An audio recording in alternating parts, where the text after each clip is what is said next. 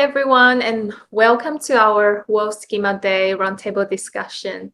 So our topic today is balancing cultural sensitivity and individual uniqueness in schema therapy practice with Chinese clients.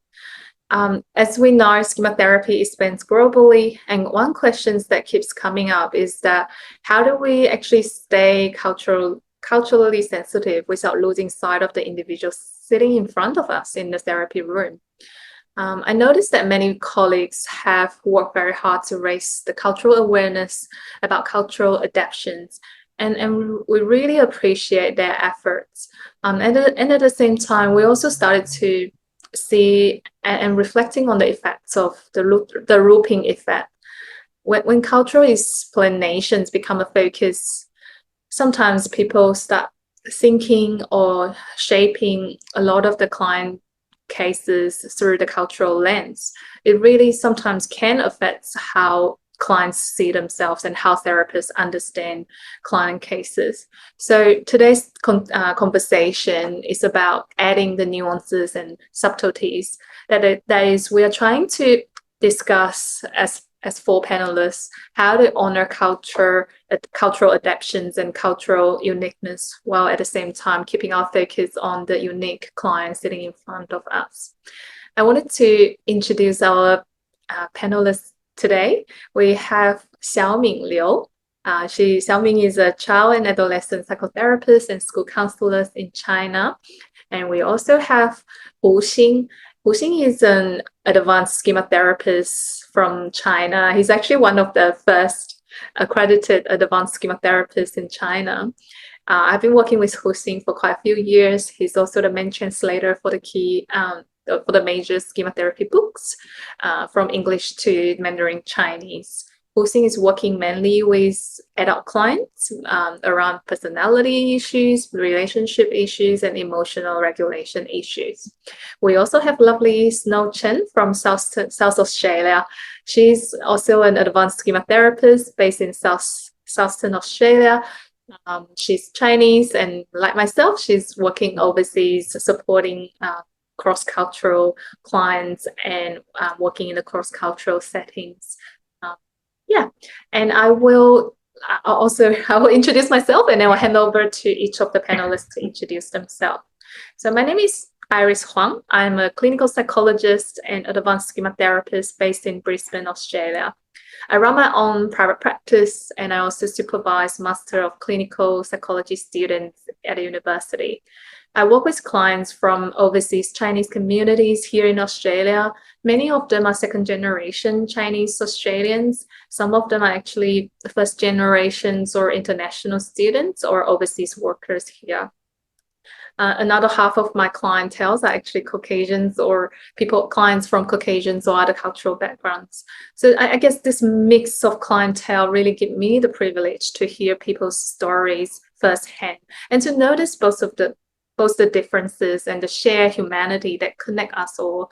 I see a lot of clients from diverse background, and that got me really thinking: are we really that different sometimes, or are we actually the same? Are we share the same human sufferings?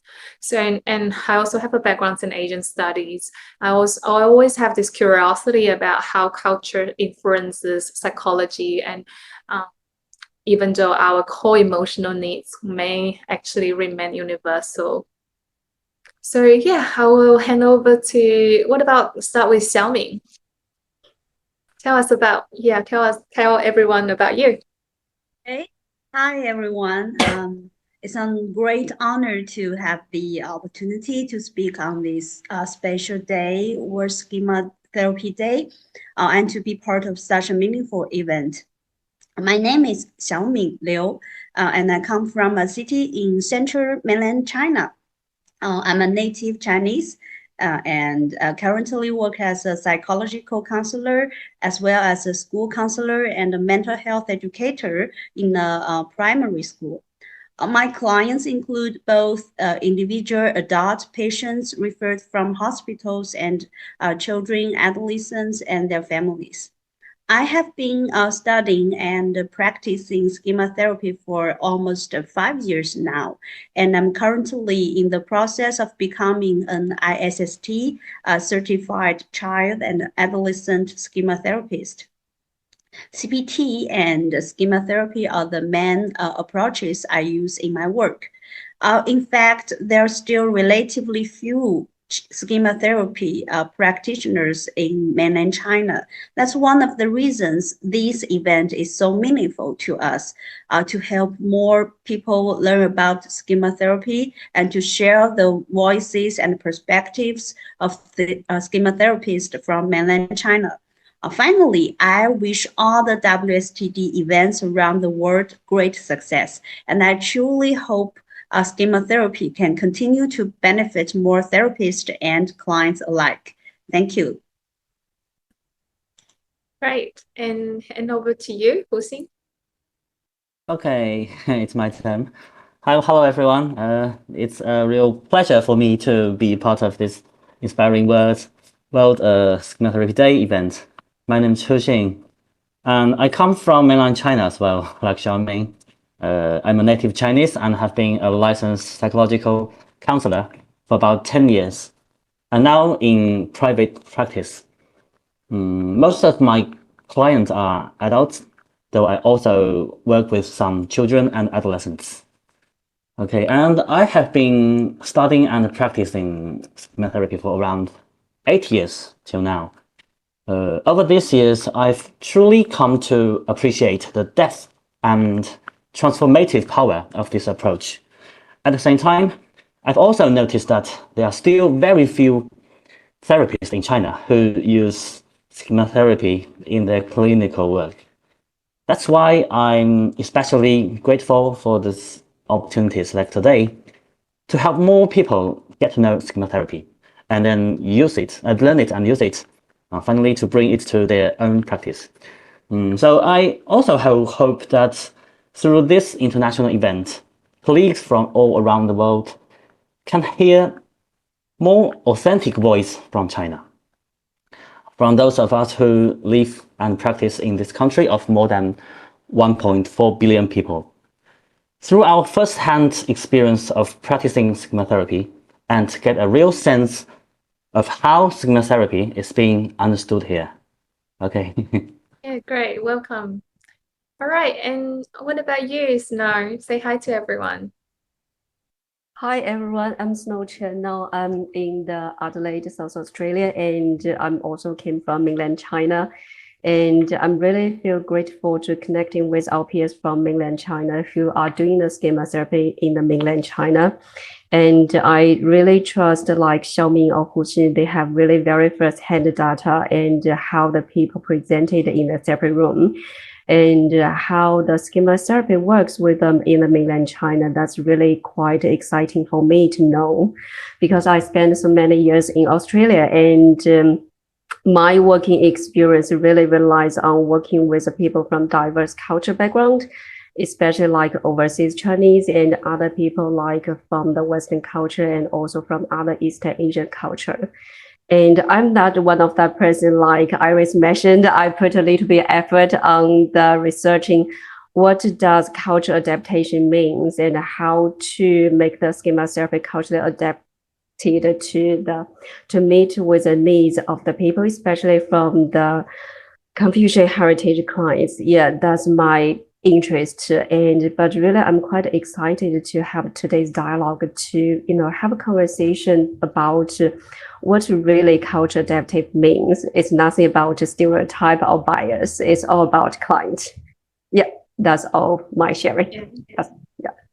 Thank you, everyone. And I think it's very exciting, like everyone mentions that today's panel, we actually brings together a very balanced group of people, two therapists, myself and Snow. We grew up and educated in China for most of our life. And then we moved to Australia, start practicing in Australia using the kind of the Western psychological education. And it's very interesting to then compare to, say, Xiaoming and Hsing, who are based in China and learn schema therapy from Western trainers, and to see really how our psychology education interact with the different societies that we now work in and the clientele that we work in. Of course, today we use the comment. We're going to focus on the share client group, which is the Chinese clients. But we think the groups are going to talk about the diversity, the in-group diversities as well. So it's going to be a very fascinating discussion. Yeah. All right. So, before we get started, I also would like to acknowledge Libo Li. So Libo is another accredited schema therapist in China. Unfortunately, he couldn't make it today for the video recording, and we just wanted to mention him because he put in a lot of work in making this event happen, and he was involved in the panel discussion planning stage too. Okay, I just wanted to let everyone know that in mainland China at the moment it's only Hsing and Lily Bo. They are the two accredited schema therapists that they're over there. Xiaoming is nearly there too. So yeah, just only a few people that are doing it. So it's very precious. We really wanted to highlight all of you to the international audience here. All right, so let's get started. So today's I'm going to introduce today's topics very broadly, so that everyone have a bit of a structure. We're going to talk about three main parts. So the first part, we're going to talk about the ins and out of the clinical practice of schema therapies in different contexts in mainland China and in overseas Chinese community. We're going to talk about the effectiveness of schema therapy, the challenges we face, and some of the reflection or insights that we have had over the years in our clinical experience. Part two, we're going to talk about, with the cultural adaptations and cultural highlights, can we critically reflect on whether there will be a risk of over-culturalization? Okay. And number three, we're going to talk about the integration and balance. We're going to talk about, yes, if cultural adaptation is important, how can we then build a more balanced or culturally informed, but at the same time, individually focused clinical framework? All right, shall we get started? Yes. All right, great. Okay, so let's begin by exploring how schema therapy works in clinical practice with Chinese clients. What has been effective, what has been the challenge, and what have we learned so far? And I guess I wanted to start by asking Xiaoming. Xiaoming, in your practice, what have you found the most kind of encouraging about using schema therapy with Chinese clients? And perhaps if you could share any examples of or like a client type that stood up to you when you're applying schema therapy with Chinese clients. Of course. Thank you, Aris. This question really resonates with me, and I want to talk about the clinical effectiveness of me practicing the schema therapy on clients of the Chinese clients, because it comes to the very beginning of my journey with schema therapy. When I first started as a counselor, my main approach was CBT. At that time, I was still a beginner. One of my earliest challenges was working with a client with BPD. Honestly, I had a little understanding of personality disorders then. I even sought supervision from someone with a CBT and a DBT background, but it did not help much. I felt lost and overwhelmed. It was during this difficult time that I met Hsing Xu, one of the few schema therapists in China back then. Under his guidance, I started learning schema therapy. The ST framework completely changed my perspective. Instead of seeing BPD as a therapist killer, I began to recognize the vulnerability, helplessness, and unmet needs beneath the difficult behaviors. This helped me respond with empathy and use limited reparenting. Over time, my relationship with the client shifted from conflict and tension to more trust, and the aggression in our sessions decreased. Personally, I moved from feeling powerless to working with more confidence and clarity. Let me also share another perspective from my work with children. After leaving hospital-based work, I became a school counselor in a primary school, where I have now been for over 5 years. Last year, I began systematic training in schema therapy for children and adolescents, and it opened a completely new perspective for me. Before that, I often used play therapy and expressive arts, but I felt I lacked a deeper framework to guide these methods. STCA provided that structure. It gave me and the children a shared language. Using finger puppies or figures, children could express struggles, pain, or even their wisdom that they could not put into words. So when I reflect on my journey, these two experiences, working with a BPD client and applying STCA with children, have deeply convinced me of the effectiveness of schema therapy. It has shaped not only the way I work with clients, but also how I continue to grow as a therapist, moving from uncertainty to greater clarity, and from feeling limited to working with more confidence and empathy. I believe this is exactly what World Schema Therapy Day is about, sharing how schema therapy can transform our practice and enrich our understanding of the people we work with. That's all what I want to say. Thank you. Yeah, thank you, Xiaoming. And it's great, isn't it? Like schema therapy not only transforms our client's life, but also it has the same effects for us therapists too.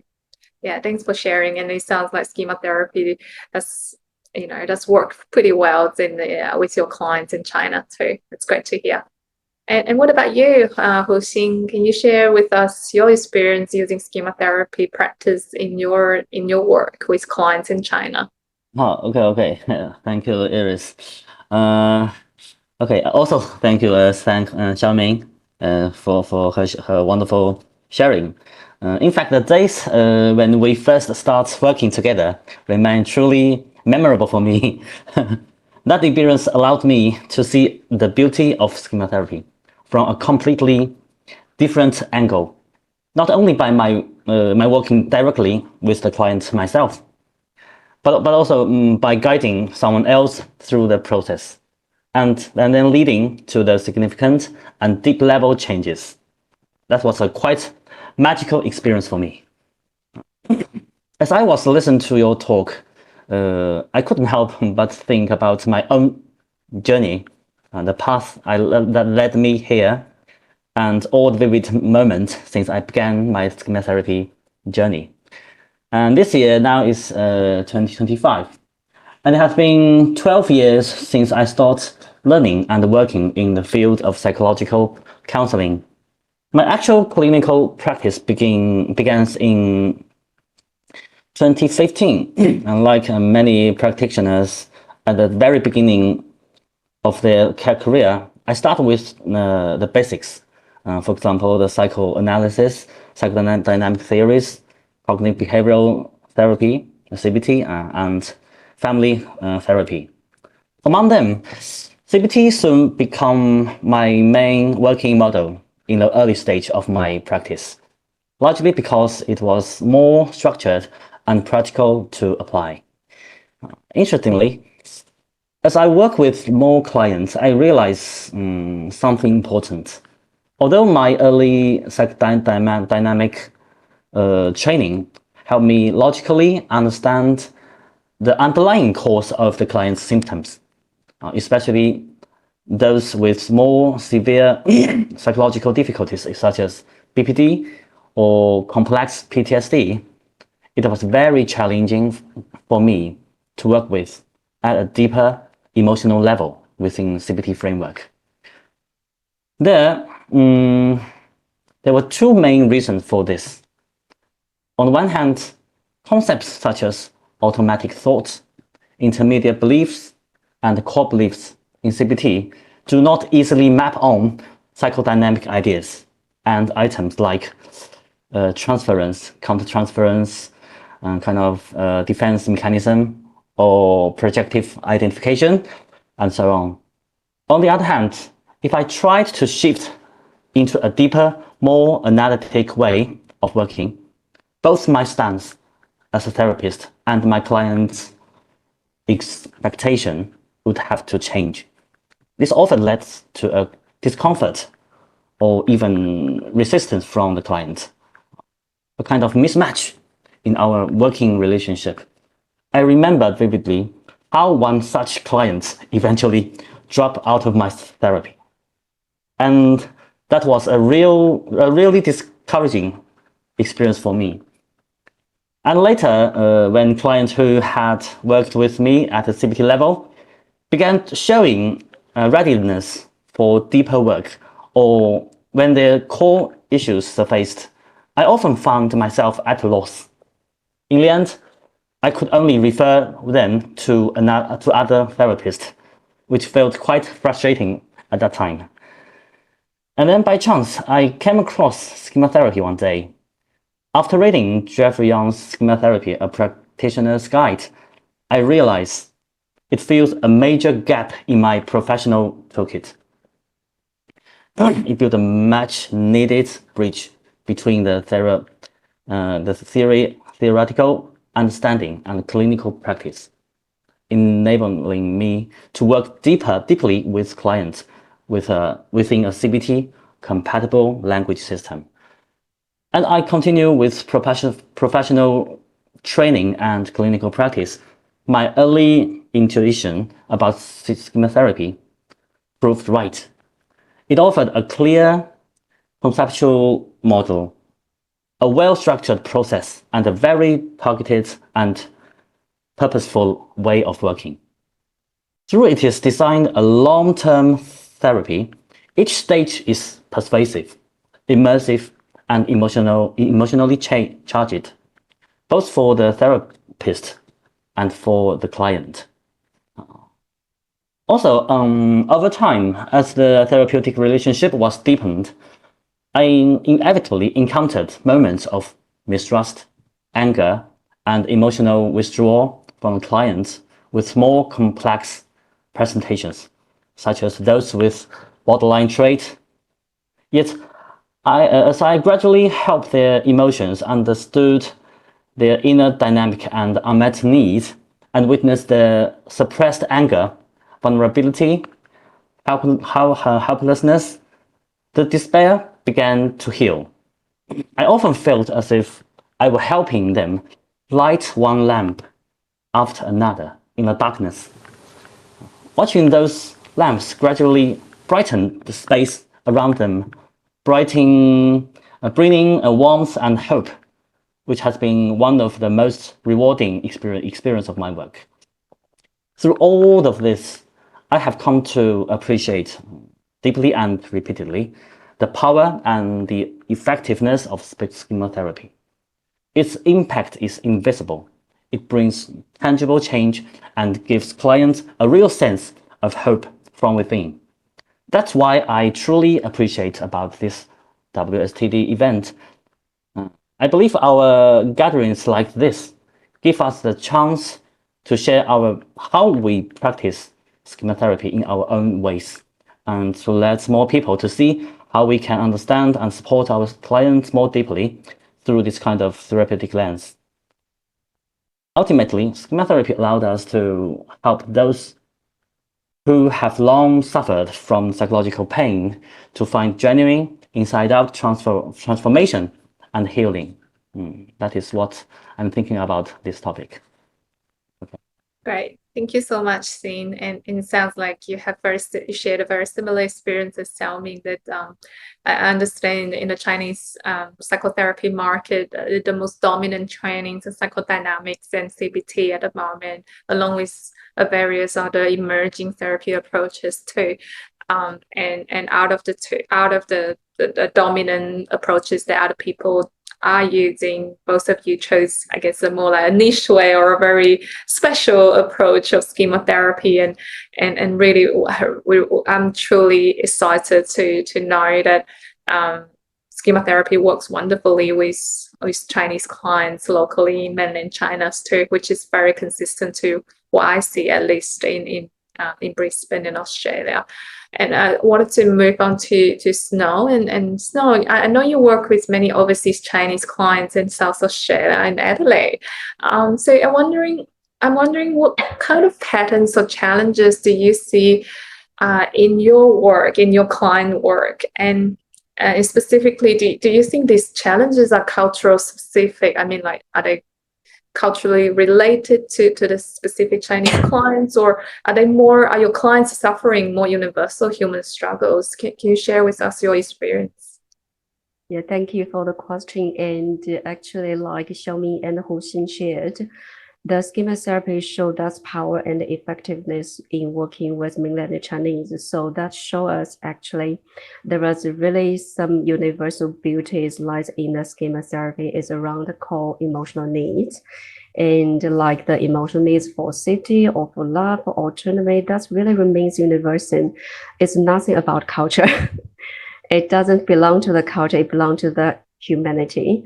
So from my working experience, I say most of the challenges are universal. It's nothing about culture, nothing about ethnicity. And because the core emotional needs are the universal needs. That's one thing. However, when I reflected my work with lots of overseas Chinese and people from East Asian culture, I do see there are some specific schemas deeply, linked to the culture. No doubt for that. And like the culture values, like really filial piety, harmony, or obligation, emotional constraint still shaped the development of the schema and also perpetuate the therapeutic process. But on the other hand, I agree, culture is not something fixed. It's evolving. So that means from generation to generation and from a person to another person, it can be different. So from my mind, when we talk about the challenges linked to the culture, we need to identify the uniqueness from each person. We cannot put a label like filial piety on each Chinese. That's definitely will, trap us in the we call culture stereotype. Yeah, that will impede the therapeutic process. And when we're talking about the challenge there, for example, there was 2 challenges in my mind. It's really quite happened often in my practice. Like one of them, many clients showed very challenging or even resist the nurturing in the limited reparenting stage. And they feel like, oh, that's really embarrassing. And even they feel like, oh, I'm selfish or I'm childish. Yeah, that's one topic. Another challenge in the session I can see, especially to spot or addressing the dysfunctional parent mode. Because for many overseas Chinese people, they still hold that value of filial piety and hierarchy. And even acknowledging the dysfunctional parent mode make them feel, oh, I betrayed my parents, or I feel quite guilty to say something, wrong or bad about my parents. So that's another challenge I've noticed in my practice. But I still, believe like not every Western people, not every Chinese people are the same. They are different. Every people, they grow from their history and family dynamic and culture and social background. There is a lot of layers behind that story. So I want to say holding that culture awareness is a kind of like I borrowed that word from Hsing, like a lightning lamp to give us a hint of what that might be, but never hold that as something certain. Yeah, just take it as a hint to take that in mind. And when people, show I'm hesitant to talk about my parents, or is feel so frustrated even to acknowledge, oh, there is something wrong. linked back to my parenting with my parents. We have no need to rush with that cultural sensitivity. We have no need to rush to tell clients, hey, there's something wrong with your parenting. Yeah, we can leave the space for the clients to navigate with us together to make sense of what your core emotional needs are, what your needs haven't been met. How does that lead to your struggling for now? Then gradually clients can make sense. Wow, I value my culture. I value that intergenerational cultural value, but there might be something else I need to make sense. Yeah, that's my thinking. Yeah, great. Thank you. Thank you so much, Snow. Yeah, I do agree that, proportions, the different in certain culture, the proportions of certain personality types or certain schemas can really vary from culture to culture. We see kind of a certain schemas being more dominant in one culture and then the other schema being more cultural in another culture. So I really agree with that, especially when we work in a cross-cultural settings, we have that point of comparisons too. And I just wanted to share from my experience, one key difference I have noticed between my Chinese clients and say Caucasian or other cultures client is that how it's about how symptoms or how psychological distress are being are expressed by the clients. So for example, many of my Chinese clients, they really like to describe their suffering through bodily or behavioral symptoms rather than using the very emotional language or label. They may say something like, instead of saying I'm feeling very anxious, they may say my chest feels very tight or heavy.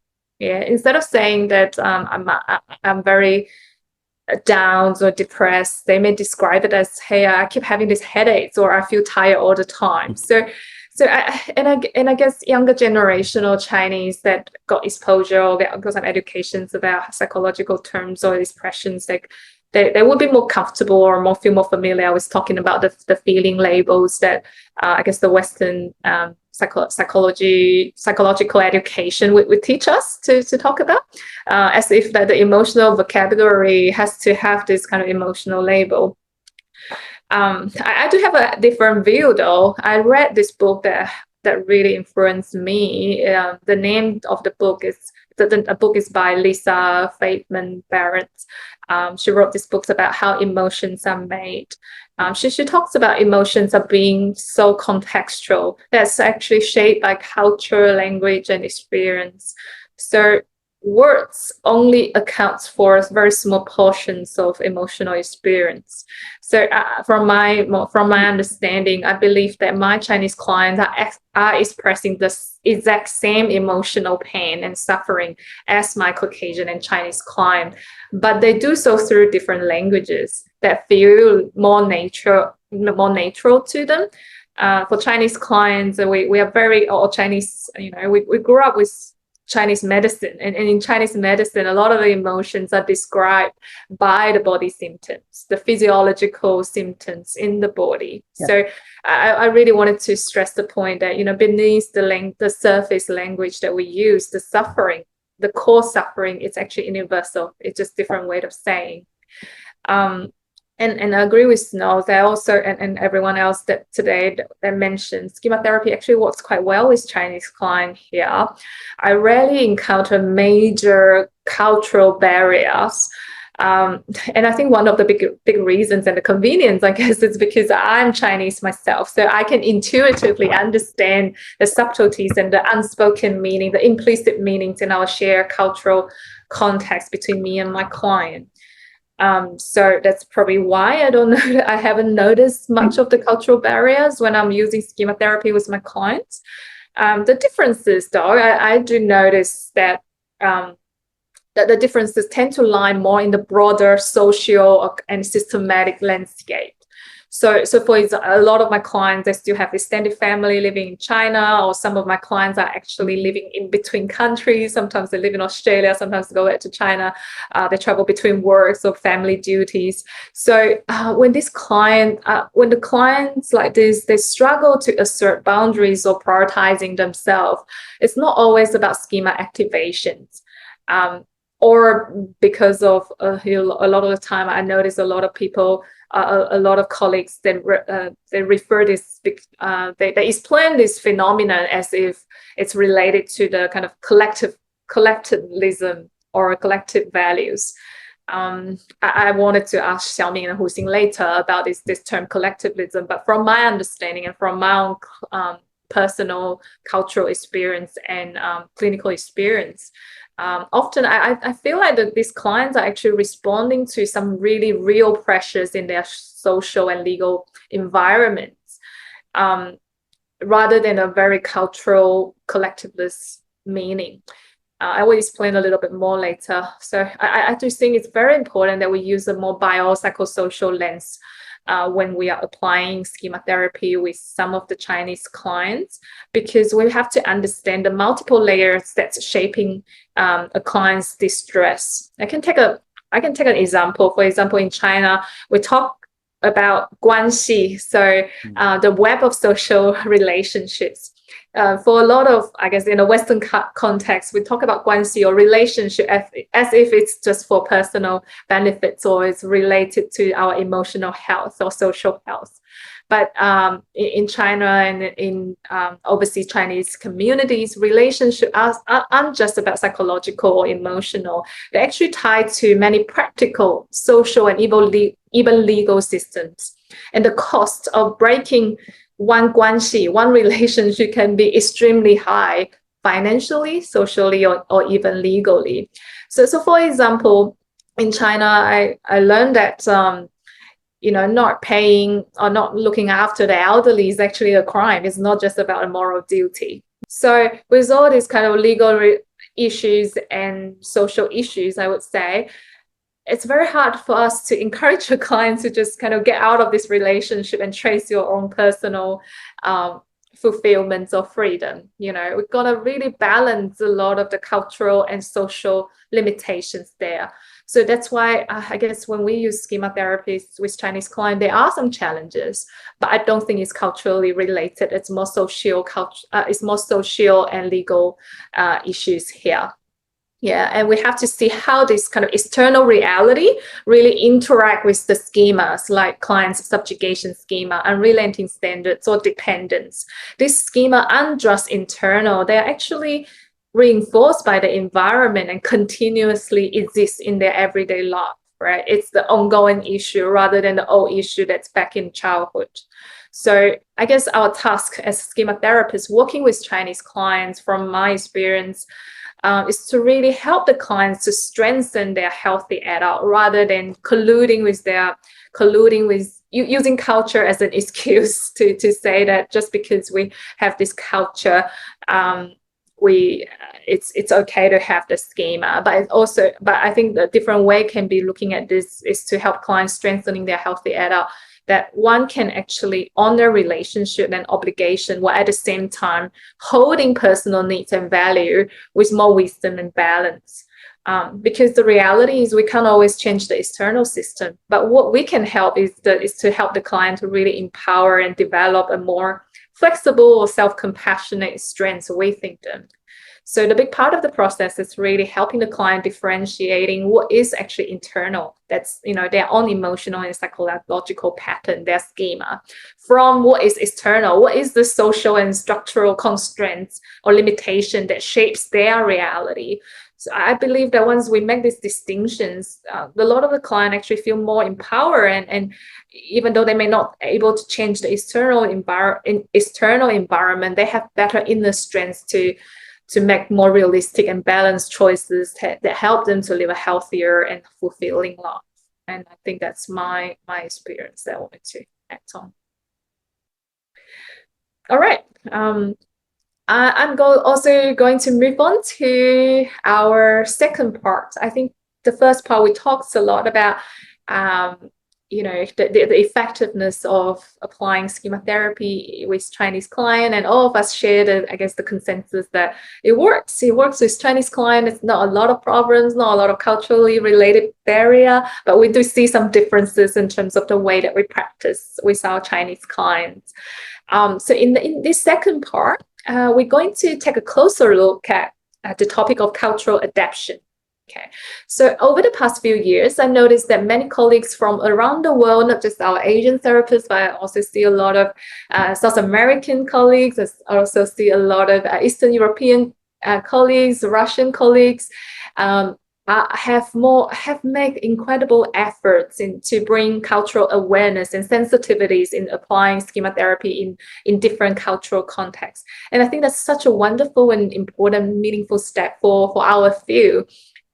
We learn that, in psychology, we learn about the weird phenomenon in psychology that's kind of white dominance. What's the I forget what does it stand for, but basically psychology can be quite a white dominant field. That's a lot of the theories and practice have been more validated by Caucasian client bases, Caucasian data, rather than from clients from more diverse cultural backgrounds. So I think this topic of cultural awareness and adaptations are important.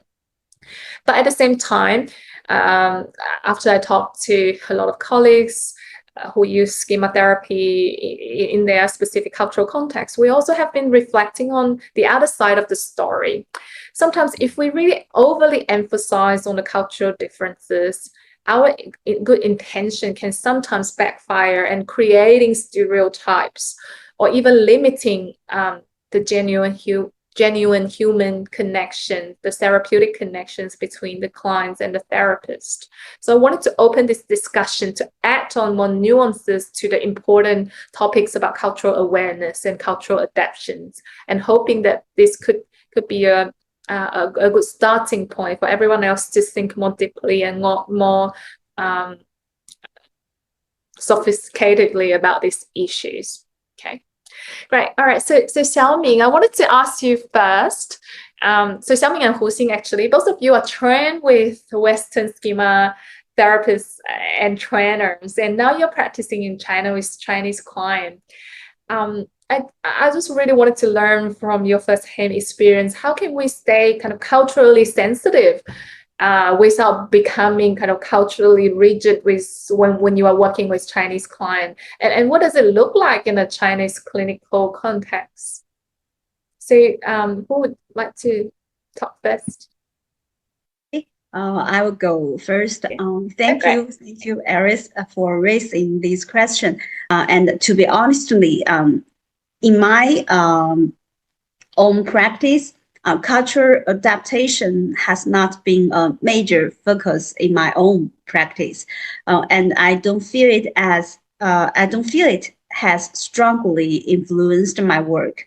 But I do want to clarify one point. China is not like a completely separate or exotic culture. China is actually one of the most diverse countries in the world. We have 56 ethnic groups, and even within the high majority, there are wide regional differences. From a young age, we learn to respect and adapt to those differences. This gives us a mindset that is flexible and open. For me, the key is to distinguish between cultural sensitivity and cultural stereotyping. Cultural sensitivity means being curious and respectful, using culture as one possible lens, but always focusing on the individual, just as Snow has said. And cultural stereotyping is when we reduce people to fixed labels and assume everyone from a certain group is the same. In China, we even have a phrase for the danger of this kind of generalization, map canon. It means making sweeping claims about an entire group or region based on stereotypes. This is exactly the risk we need to avoid when we talk about cultural adaptation. Well, let me share two examples for my own experiences. First, the phenomenon of some preference in China. Sometimes when I work with supervisors from outside East Asia, I need to explain the meaning and background of this issue. But gender inequality is not unique in China. It is a global challenge that takes different forms. As schema therapists, what matters is not the surface form, but which needs were unmet and what schemas and modes developed. Second, education. In China, schools put strong emphasis on basic education, discipline, and valuing obedience.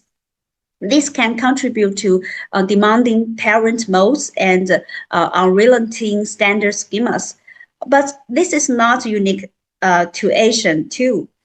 In an STCA training, a colleague from Scotland shared very similar experience of pressure from his family, peers, or themselves. So again, culture shapes the context, but the essence is universal. In schema therapy, we know that when core emotional needs are unmet, early maladaptive schemas and modes develop, that mechanism is the same across cultures. For me, the takeaway is this: culture influences experiences, but the underlying processes are human and universal. Our task as schema therapists is to see beyond labels and to understand the unmet needs and patterns that truly matters. That's all I want to say. Thank you. Great, thank you, Xiaoming. And what about you, Hsing? Okay. Uh, in fact, as a counselor who was born, educated, and has lived and worked in mainland China for about 40 years, I find myself resonating deeply with the key points Xiaoming mentioned just now. From my perspective, one of the most important strengths of schema therapy lies in its transdiagnostic nature. What we do as a schema therapist is essentially to deconstruct presenting phenomena and return to the underlying essence of the problem, which is exactly what distinguishes schema therapy from many other treatment models that remains on the surface level of symptoms or diagnostic labels. Therefore, whether we're discussing a cultural phenomena or a clinical phenomenon, if we fail to move beyond the surface and to see the essential mechanism underneath, that is the unmet needs, which gives rise to the schemas and modes, and instead become preoccupied with the phenomenon itself, building special model or cultural specific technique around it, then we are, to some degree, drifting away from the essence of schema therapy. Also, interestingly, staying on the surface level is in itself a form of so-called cultural stereotype, I think. Okay, so from my observation, I do notice that when the cultural adaptation is discussed from a multicultural or Western context, this tendency is to reinforce stereotypes indeed exist. So beside the point Xiaoming mentioned, I would like to add some of my own reflections. It's about, there are 4 points of view I want to say. The first one is, I think, based on my own clinical experience, such as reading professional books on schema therapy, attending international schema therapy certification training, and applying it clinically. I have never felt any particular sense of so-called cultural incompatibility, even though this model originates entirely from the West. For example, in my daily imagery rescripting work, some expressions may sound very Western. You may say to the punitive parent, like, "Hey, stop what you do. You do not set such high demand on only 6-year-old little blah blah blah." Have you ever thought about how she feels on the surface? such direct confrontation may seem inconsistent with certain cultural stereotypes of China. For example, the Chinese people are more reserved, or their parents are too authoritative to tolerate such direct questioning. But however, in my experience, while a small minority of parents may reflect defensively or angrily, the vast majority do pause and reflect when confronted in this way, especially when the question comes from a professional figure. Most of them can, at least to some degree, recognize the potential emotional harm caused by their behavior and become willingness to change. So as long as our case conceptualization is accurate and our pacing appropriate, using such direct expressions in experiential work is not problematic at all. In fact, it can be highly effective in weakening the punitive parent mode and promoting genuine change in our Chinese cultural context alike. Okay. And the second point of view that I want to say is another common stereotypes I often hear when people talk about China from abroad is the word so-called collectivism. To me, this is an extremely outdated label that I have heard and used seriously at least 15 years. Yes, of course, it is undeniable that from the perspective of political and fundamental national institutions, China has collectivist feature historically. But in our everyday life, especially since the turn of 21st century, the picture is totally different. With Chinese rapid economic growth and social transformation, values have become much more diverse. Something like individualism, self-expression, and personal fulfillment have been strongly emphasized since my teenage years. And also, in modern China, average people have the right to freely pursue the career they love. And we no longer have to work in state-assigned jobs or marry out of the family obligation as previous generations did. The family structure have also shifted from large extended family to small independent nuclear families. So for my generation and then the next one, the psychological impact of collectivism is minimal. Of course, the mental health issue in China still reflect broader social changes unique to our society, but they have little to do with the collectivism as much. And the third point of view about this topic is I found the same logic applied to other frequently cited cultural constructs such as filial piety or Confucian philosophy. Well, these ideas undoubtedly still exist in our cultural background. And their psychological negative influence and constraint are weaker than many assumed. Due to increasing value diversity, strong emphasis on individuality, and the greater personal freedom in our daily life.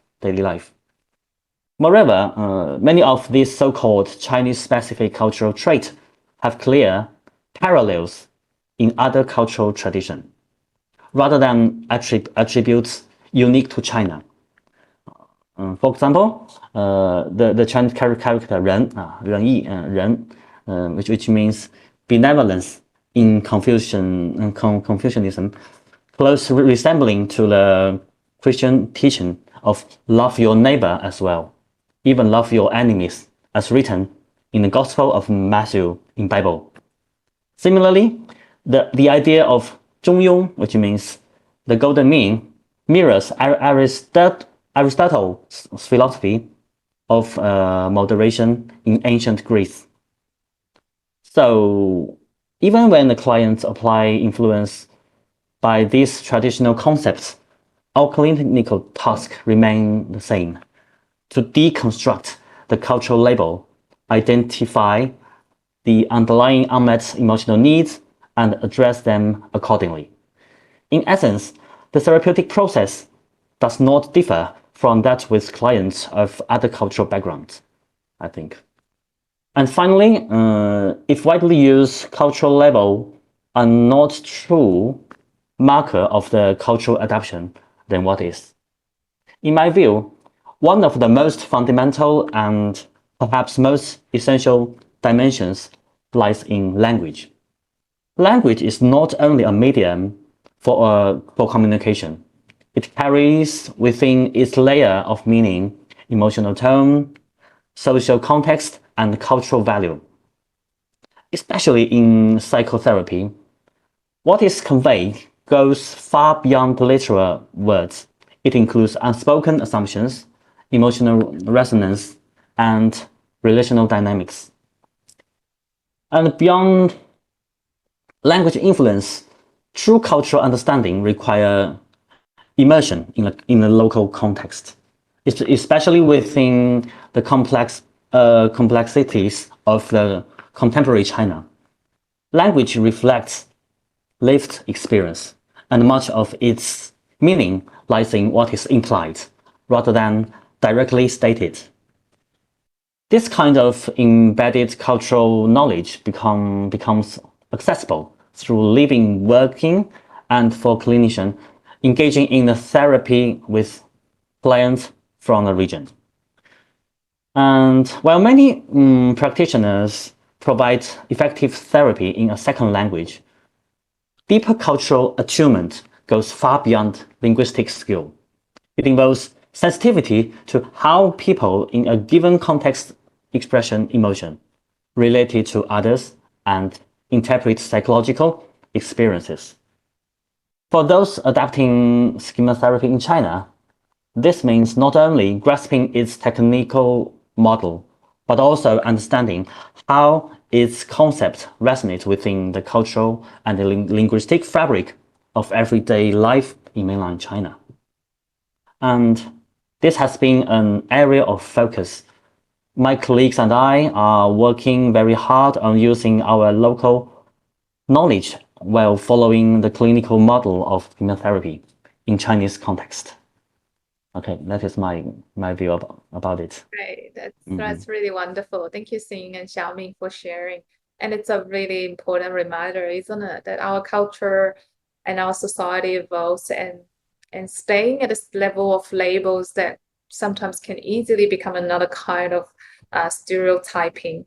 I'm living in Australia in a more, I guess, so-called Western context, but Australia is a very diverse and multicultural society as well. But I did notice, there's a lot of kind of stereotypes about Chinese people being stuck in the past, and always there's a lot of assumptions about, as if we are coming from the very traditional collectivist culture, or have very strict parents.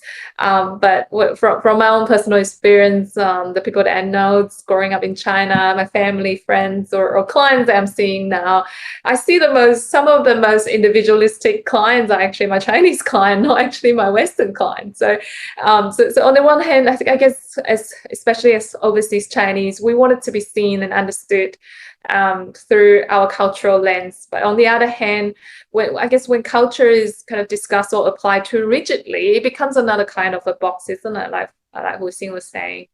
And I wanted to also kind of second on what Hsing was saying about filial piety, for example. It actually has very deep cultural roots tracing back to generations and historical process. But over the time, I think it's very important that we remember through the history, this concept of filial piety have actually been reinterpreted or even misused as a form of control. So that really reinforced guilt and self-sacrifice rather than its original meaning of genuine care and love. So it really depends on what do we actually define filial piety nowadays. Yeah, when we are and I guess a easier way will be when we are talking about these issues of Chinese people's emphasis on care and love. We can just talk about that's the universal human longing, isn't it? Every single humans long for love and genuine care, not just Chinese people. Even though we have this concept of filial piety, because this concept involves so much negative information and some of the very kind of toxic culture, I would say. So as therapists, we need to be very mindful not to collude with the harmful elements of certain cultural aspects, not just Chinese culture. I guess every single culture in the world has its negative parts that we want to update and upgrade rather than follow. So when and especially when some of our Chinese clients are already highly identified with their punitive or demanding inner critic, seeing filial duty as a crucial factor from the therapist's point of view may actually pose the risk of strengthening those harsh modes instead of actually advocating, for us therapists, advocating for our clients' healing and advocating for a healthier perspective rather than using culture as an excuse almost. So that's my point. And wanted to move on to ask Snow. Snow, I know from your overseas working experience, what kind of cultural sensitivity discussion are actually necessary and helpful? And where do they risk, at which point or to what extent do they risk slipping into stereotypes or overcorrections? Actually, I think all your sharing has pointed out the meaning of cultural sensitivity. What does that mean? You have all explained about that. And I just wanted to echo a couple of points. And one thing, I agree with Iris, all those emotional needs are universal, but what really differs is how we taught to express or suppress our emotion or emotional needs. That can be different from culture to culture, from person to person. That's one thing. And another thing, I agree with Hsing, everyone have that lived experience. So that's really somehow according to the different context and their upgrowing history is quite unique to each person, and we need to deep dive from the local context. And regarding the filial piety, and to be honest, I think you raise up a good topic. I'm really interested to do further research on that, to be honest, really. Because when I'm hearing your sharing, I can understand, nowadays in mainland China, and especially for younger generation, and especially those generation, they grow up with internet, right? Their horizon just widened. Is totally, they live in a different world, different from their last generation, even different from me, right? They got lots of information from everywhere universally. Yeah, so they can, shift from a traditional culture perspective to a quite universal, or we call nowadays we call it world citizen. Yeah, people have lots of universal perspectives and values that can be different. I agree with that. And just per my clinical observation, and I cannot see everyone, but most of the overseas Chinese, they still show that really, they still demonstrate that core value of filial piety. And of course, I agree with Iris, everyone may have different concept explanation of filial piety. And if we trace back to that philosophy, and the intention of filial piety is good, actually, to harmonize the family members for the unity. But in the other hand, through the history, we also can see from the political perspective, they translate filial piety in another way. Yeah, for a political reason. And also coming back to our client, how they adopt the concept of filial piety, it really depends on what kind of concept their parents pass on to them, and what the society around them pass on to them. So it can be negative, and in the other hand, it can be neutral or even positive. So that's quite unique from each person. But I just want to say from my clinical observation, among the overseas Chinese I'm working with, there are still large population demonstrate, the schema link back to that cultural value. Yeah. Thank you. And yeah, when we talk about the culture sensitivity, I think we all have a good intention is to avoid impose our own value or culture lens on others.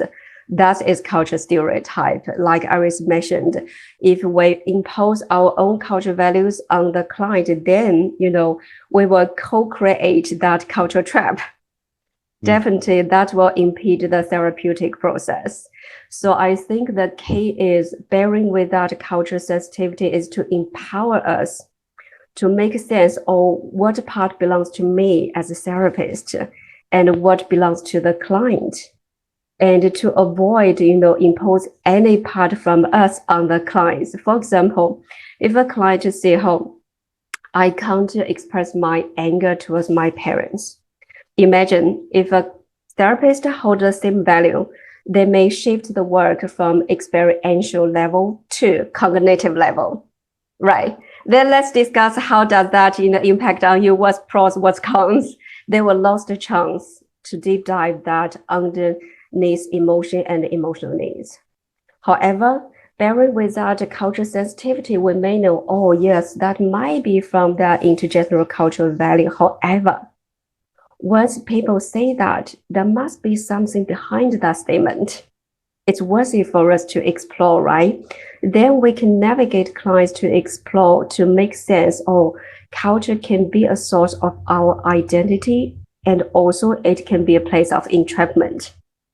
Then we can help clients to break that trap instead of stuck there, or, even like you mentioned, conclude in that point, right?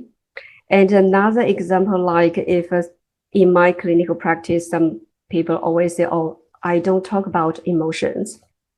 That's not something I get used to. That's not something my family do. And some people even generalize, oh, that's not Chinese people do, right?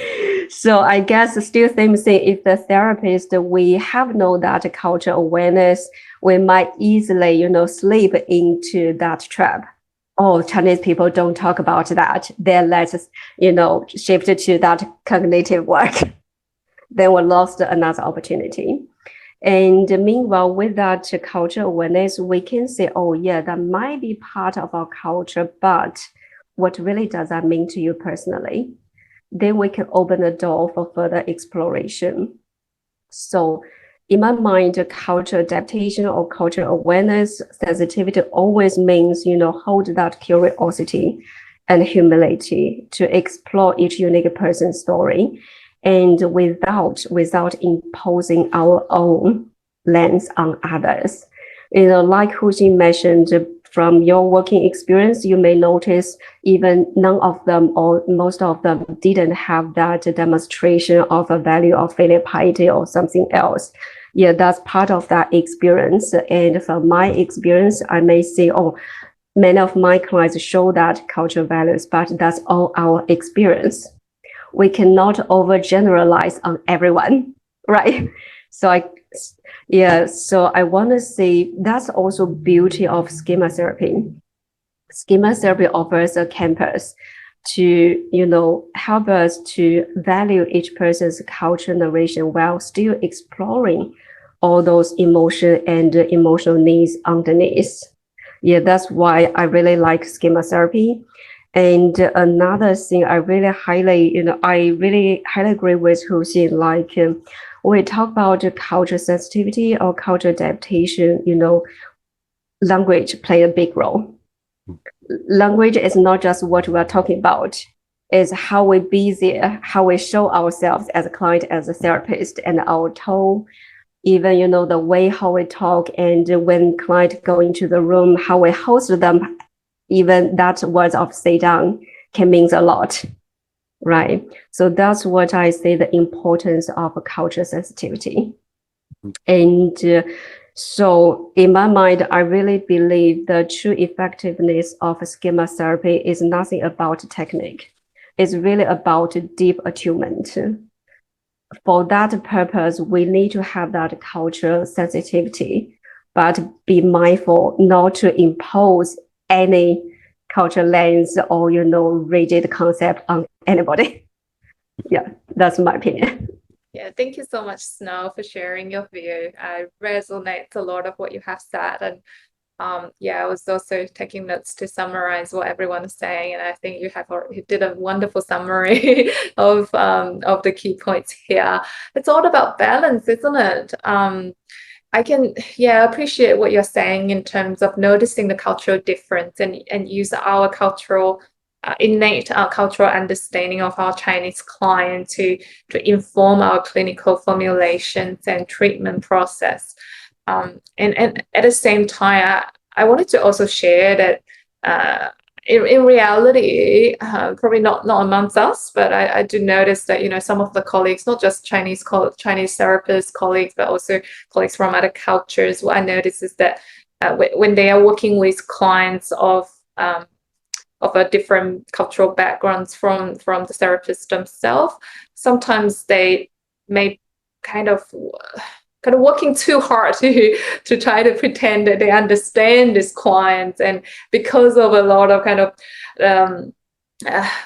learning or training nowadays are kind of focusing on cultural adaptations and raising cultural awareness. And I can give a very personal experience and example to share with everyone that back in many years ago, when I first came to Australia, that's probably more than 15 years ago, I was very stressed out in university. So I went to see this Western therapist and the university provides, and was hoping to get some help. And within the first session, he saw me as a Chinese student, right? He assumed that, if you're a Chinese student, you must have helicopter parents that are really strict to you. And then he was so kind. He was trying to help, he was trying to see me as someone that's different from, say, Caucasian local students. I really appreciate his kindness. I never got offended or anything, but I just felt really, I felt so excluded or misunderstood in that sense, because what he assumed, me being a kind of a Chinese student, is far from the reality of my own family background, because my parents are actually really relaxed and my stress had nothing to do with my family. So I guess, like Snow, what you're saying, coming back, and Hsing, Xiaoming, you also stress on this point of individual, coming back to the individual formulation.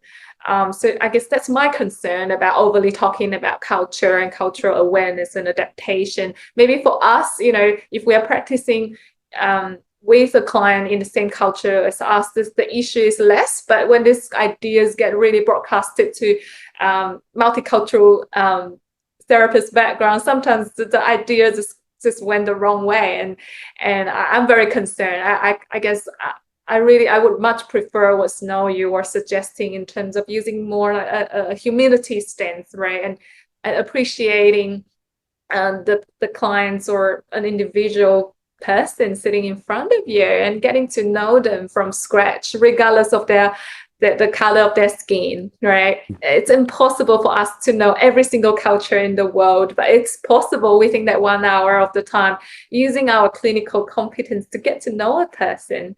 Even if you haven't been to China, even if you haven't been to Australia, but it's just a person is a person, and I think that's the most powerful thing. And a lot of the cultural stuff that we're talking about, like filial piety, if we really break down into psychological concepts, we can talk about, there's some similar alternatives in psychological language that we can use too. For example, we're talking about a genuine guilt that's related to not being able to fulfill love and duty, and we feel guilty because we love someone. I think that's a very healthy guilt that we want to preserve. We want to help the client to cherish and develop and tolerate. Or are we talking about more problematic guilt that's related to, I guess, the toxic elements of filial piety, where you have to follow duty regardless of whether you love someone or not? And that's in Chinese culture, it's called yuxiao. It's called stupid filial piety. So those cultural meaning is so complex, whereas we do have something shared, a shared language. within our discipline, in psychology discipline, we do already have the categories or the shared labels to use. And in schema therapy, we have even more labels to use to help us therapists to encompass or navigate the targets of our intervention, the targets of our formulation. So I think that makes cultural discussion less relevant if we already have this shared language. I guess that's what I wanted to share, my 2 cents. And just as a summary for this part, I think just based on everyone, that's based on what everyone shared, we really need to follow the core logics of schema therapy.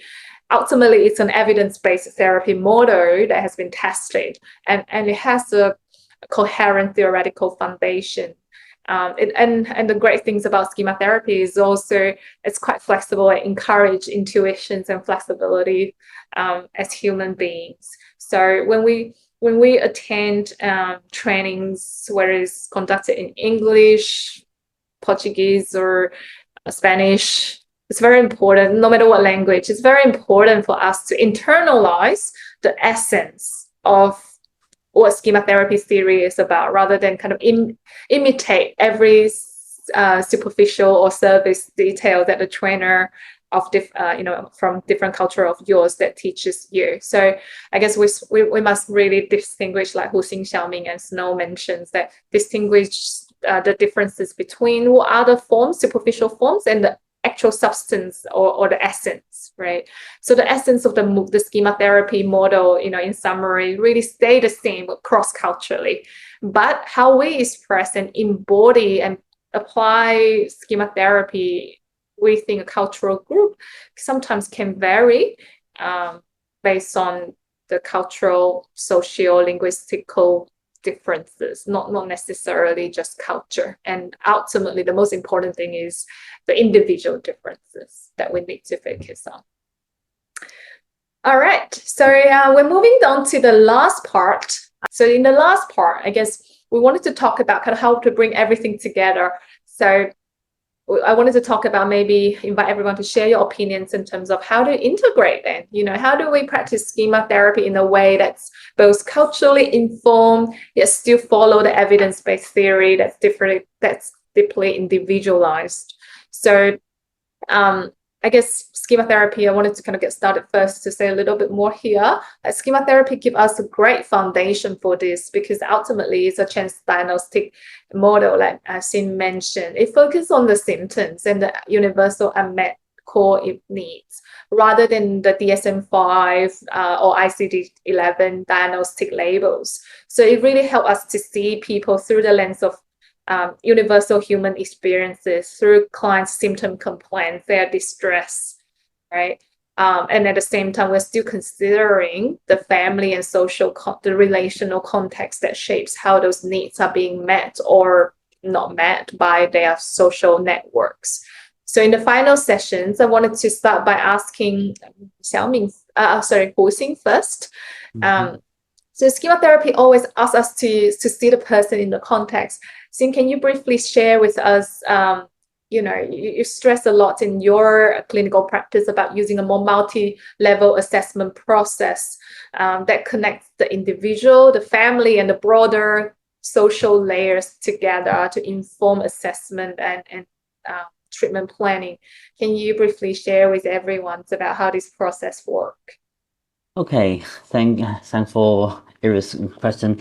In fact, I completely agree that multi-level assessment is a crucial topic. After all, every person exists in relationships, and within a social context. That is to say, no one developed in isolation. I believe that each of us is shaped by multi-levels of influence, from the individual level to the family, and then to the broader social context. And from my experience, this multi-level assessment often unfolds step by step, clinically. At the most immediate level, we start with what is observable, the symptoms or the specific difficulties that bring distress. And next one is to help the client manage and resolve the anger issue. I would explore it in its origin, for example, particularly with their family system. And we also need to consider the broader social context, the degree of stress a person experiences in their real-world environment reflects not only the severity of their psychological difficulties, but also their level of social functioning and personality maturity. Okay. And finally, I try to integrate all the three dimensions, that is to say, the symptom level of individuals, the family, and the social context into a coherent case formulation.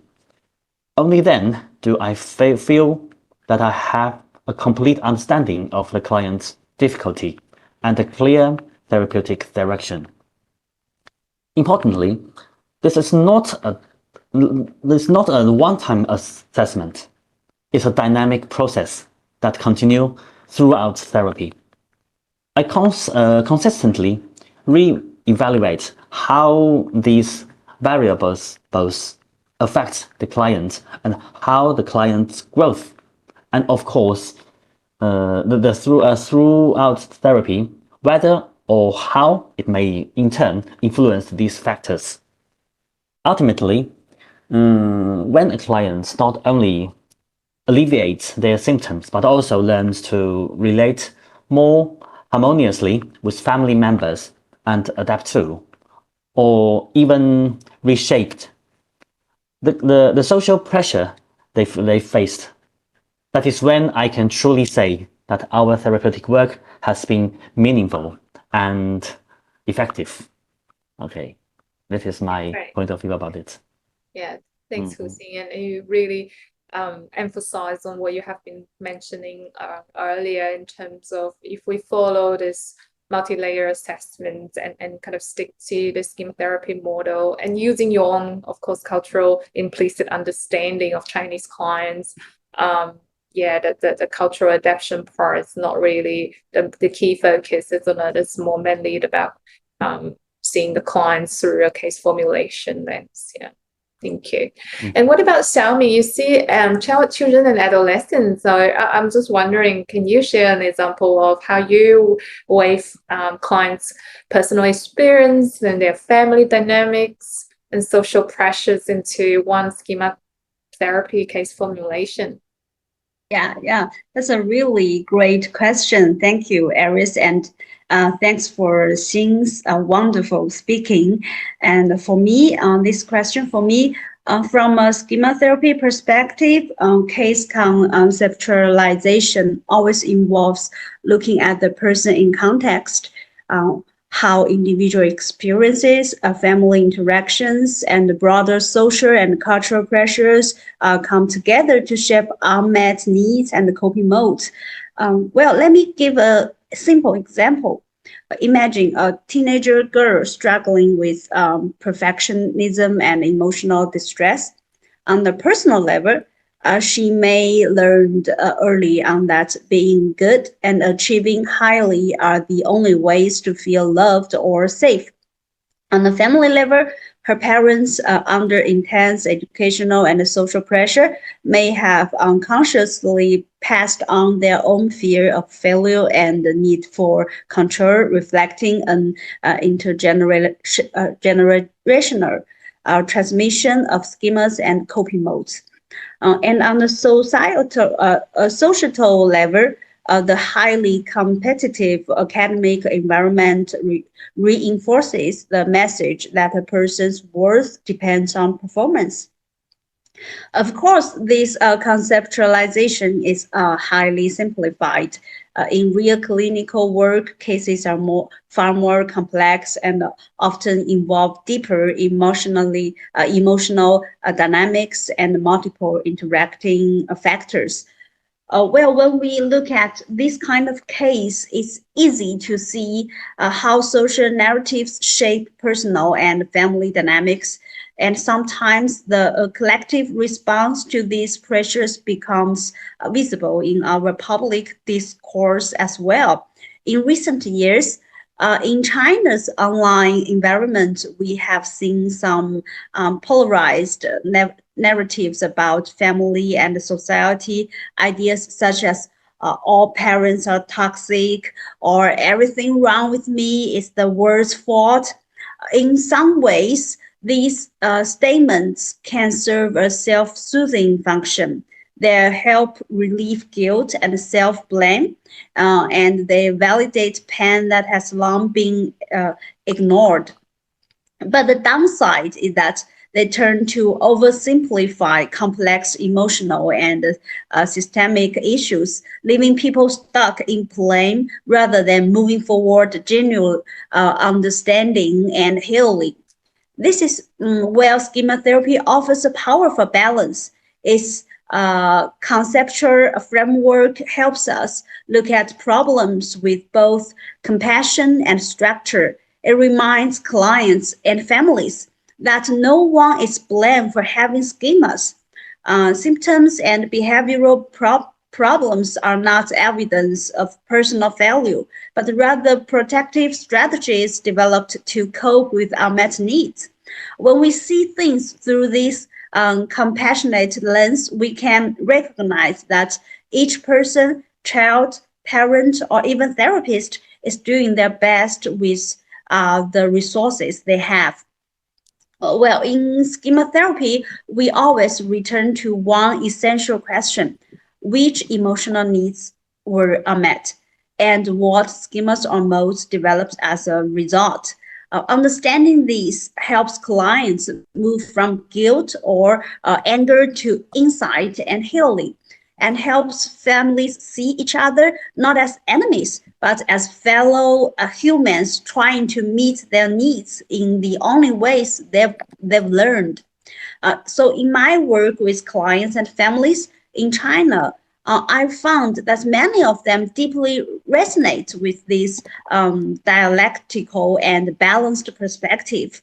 It allows clients to see that their symptoms, while distressing, also serve important functions in protecting them or helping them cope. At the same time, families begin to notice that each member is truly trying their best, even when their ways of coping may seem unhelpful.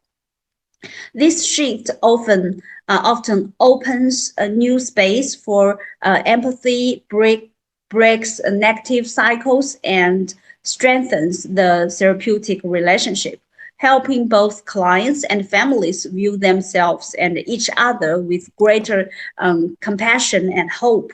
Ultimately, schema therapy invites us to see human suffering through a wider, more connected lens, one that includes personal history, family dynamics, and the larger social world.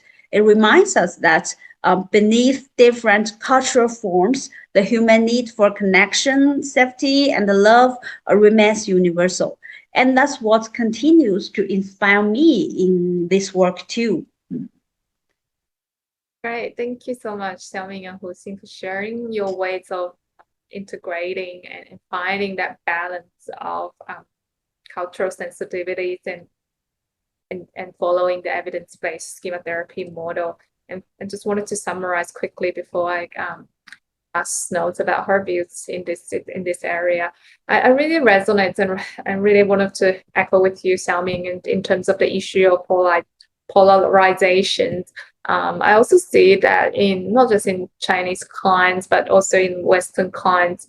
And unfortunately, I in the past 2 years, I took on about 3 to 4 cases of Western clients that were transferred by another previous schema therapist that failed the treatment, and then they sought me out for continuing doing schema therapy. I was very honored and flattered, and at the beginning I didn't know why. Why the Western clients sought me out specifically to have a second go in schema therapy, and And to my surprise, they sought me out because they thought that I would be because I'm Chinese, and their cultural stereotyping of me means they saw that I would be less harsh on blaming the parents, so there are some issues in terms of kind of the way that the previous schema therapist working wisdom took on a more polarizing view in applying schema therapy.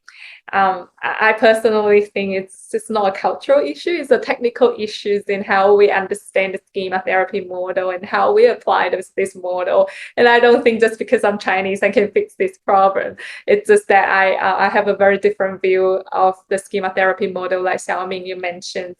I believe that one of the key capacity or indicators of a healthy ego or healthy mind relates to our capacity to bear complexity or kind of opposite feelings in one, that really dialectical wise mind, ability to have this wise mind that bear the complexity within us. So it's important to encourage integration of the ego, the integration of the healthy adult or different parts in schema therapy's words, rather than risking splitting or risking client to develop a very polarizing view, because the polarization of only blaming parents can only serve as a temporary purpose of elevating guilt and self-soothing rather than the actual transformative self-growth and the integrations of the integration and the development of a true sense of self that's different from our upbringing and our family of origin. Ultimately, we wanted to be us. We wanted to grow to a person that's true to us as an individual adult, as a healthy adult, not continue to be a kid as in an adult body that continues to blame our parents, because we're no longer in that environment anymore. So if the blame and the polarizations continue to be the dominant feelings and emotions in these clients or symptom complaint, then it means that the integrations of the ego or the development of the healthy adult part hasn't been done well therapeutically. And I think it's a technical issue rather than a cultural issue again. So yeah, that's my point. And I wanted to move on to Snow. And Snow, I know schema therapy has a lot of core principles like we were just talking about in today's discussions. But in practice, and I also noticed that Snow, you have published a wonderful research articles about finding the cultural differences when you are practicing with Chinese clients versus clients from other cultures. And I'm just curious about how do you find the right balance in your own practice between staying true to the schema therapy model and then adapting it to, I guess, more cultural, resonating, say, like Chinese philosophy.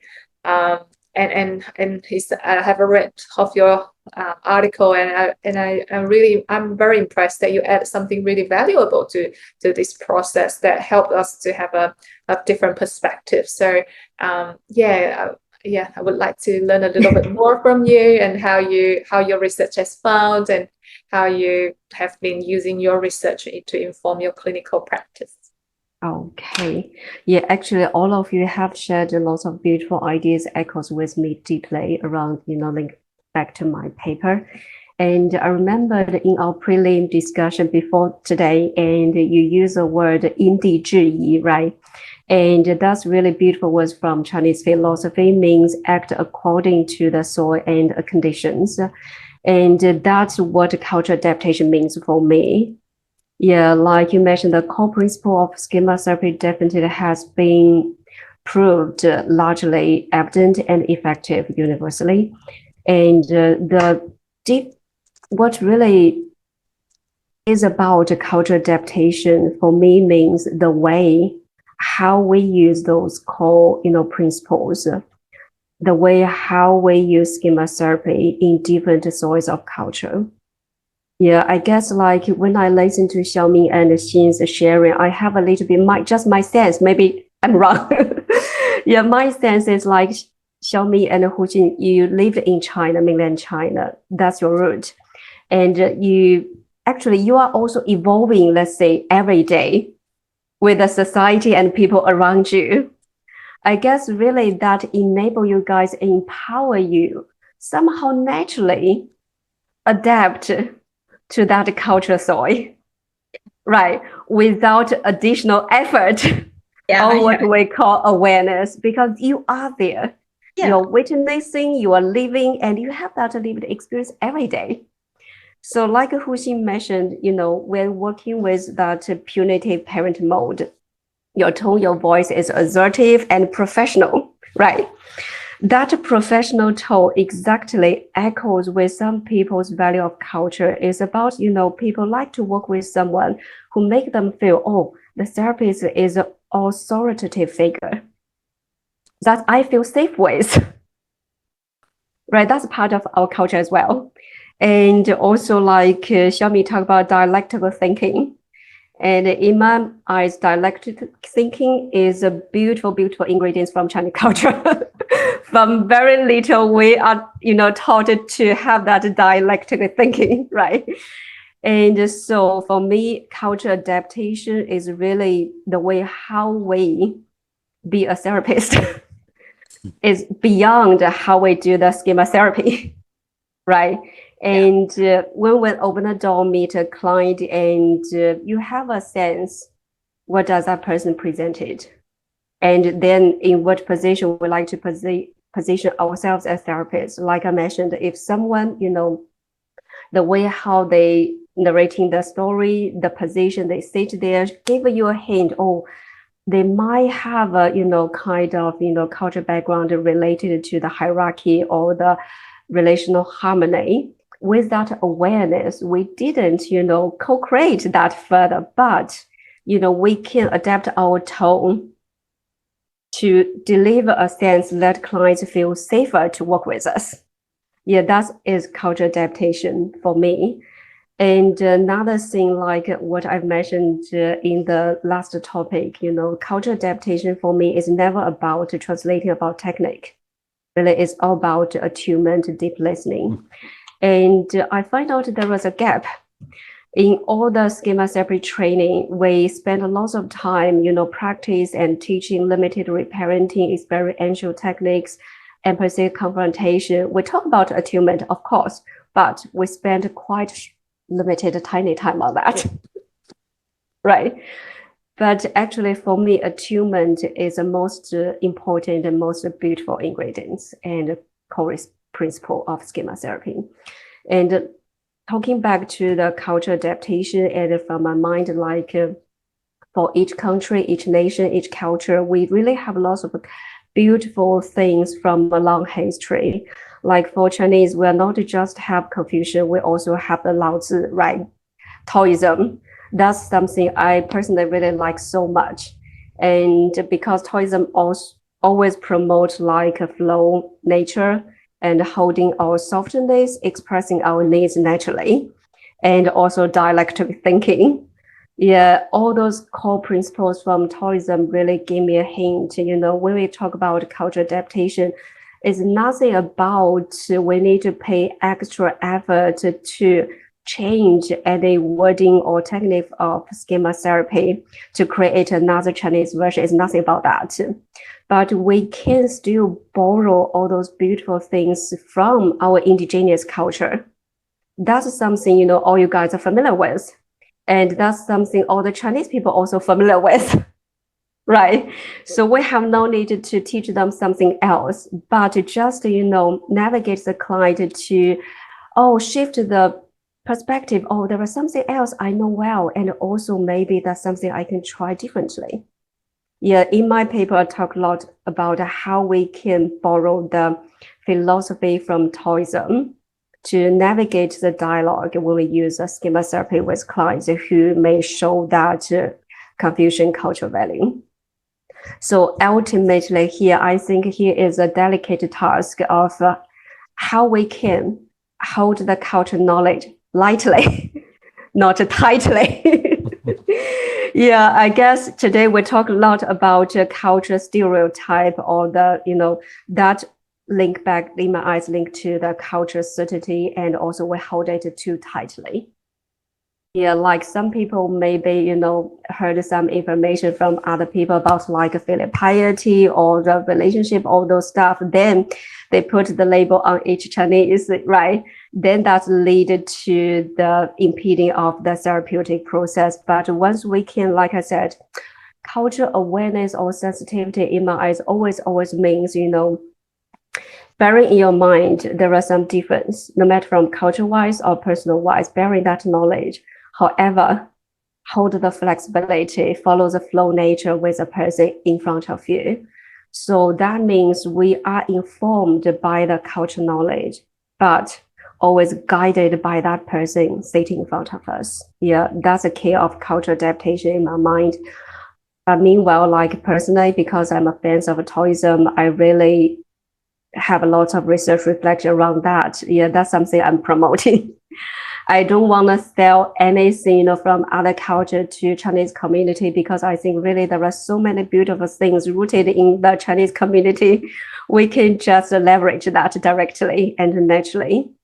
And another thing like about culture adaptation is about bearing that awareness, but always question our assumption at the very beginning, not to impose any, fixation or fixed concept on anybody. Like what I mentioned previously, really not every Chinese value harmony over individuality, right? And not every Western people value independence. Yeah, that's something I promote. So in all, cultural adaptation for me is a kind of balance. Yeah, as Iris mentioned lots of times, balance is a balance. And a balance between head and heart. And also it's a balance between science and also the art, and also between the self and the system. I still remember one of my supervisors once said, schema therapy is really an art on how to balance head and heart, right? We're holding the schema therapy knowledge and the culture knowledge in your head, but always take the client in your heart and make that session is an art process, not something about how we use this technique or that technique. No, nothing about that. Yeah, so that's my concept of the culture adaptation. And moving forward, really, I'm enlightened by all your sharing. I really have an interest to do more research around, the difference between the generation and how people demonstrate that value, their culture differently in the different generations. Maybe we can have more talk in the future around that. Yeah, that's all from me. Yeah, thank you so much, Snow. I think we have wonderful discussions, and we add a lot more layers of complexity into this discussion, and I think that's the goal of this whole roundtable. I just wanted to kind of summarize before I say thank you and closing our discussions for today. Just really wanted to summarize the two really key points, and my I guess the takeaway of after our today's discussion, finding that balance. I guess after hearing all those discussions today, I realized that there are two elements. One element is how can we make use of our own cultural identity and our unique implicit understanding of this culture when we are working with a client from the same race. And that's our privilege and that's our superpower. That help us to work with client no matter whether it's Hsing or Xiaoming working locally in with Chinese client locally in China, or Snow and I. We are very, very lucky and fortunate that we can still work with Chinese clients even in Australia in the Down Under. That's our superpower. We definitely need to make use of it. But at the same time, we have to, the second layer comes into the complexity of being mindful of the risk of colluding with the culture that we share with client, and then use culture as a defense or as a coping mechanism that may create. They may actually lead to missed opportunity of actually helping the client and challenging those unhelpful coping modes and schemas that leads to clients' deep transformative change. So I guess these two elements can actually have a good balance in terms of us therapists taking a more humility stance, right? A really humble stance to be open-minded, to be curious about our clients sitting in front of us rather than making assumptions, and closely follow the schema therapy theoretical model to make case conceptualization. And I think that's it's already, the schema therapy model is already a evidence-based theory. So it gives us the compass to really anchors us how to objectively evaluate a case, regardless of what culture we're from. And hopefully, if we go one step above, we can establish or initiate this kind of complex discussions when we talk about the issues of culture, society influences on human psychology, in a different way. I think at the moment what we are seeing is a very polarizing view, one way or the other. One is completely neglecting culture, and the other view is overly culturalizing a lot of the issues. So I guess both views are very problematic. So it's important that we, as healthy adults and therapists ourselves, to role model or to demonstrate a different way of discussions, a different way of discussing some very complex picture or topic, so that other therapists from outside of Chinese culture or outside of a unique minority culture can start to think critically as well, and add the subtleties into this kind of discussion, so that we can reduce or minimize the looping effects that leads to therapists colluding with clients' coping mode and miss therapy targets and goals. Yeah. All right. So thank you very much for everyone's time. And it's a wonderful discussion. I really, really enjoy every minute of it. And and I hope the audience enjoy these discussions, and I hope you enjoy, critical thinking and critical discussions about complex issues. And I hope that complexity become the norms of the world rather than polarization. So thank you very much, everyone. And it's great. Okay. It's a great pleasure to see everyone. Okay.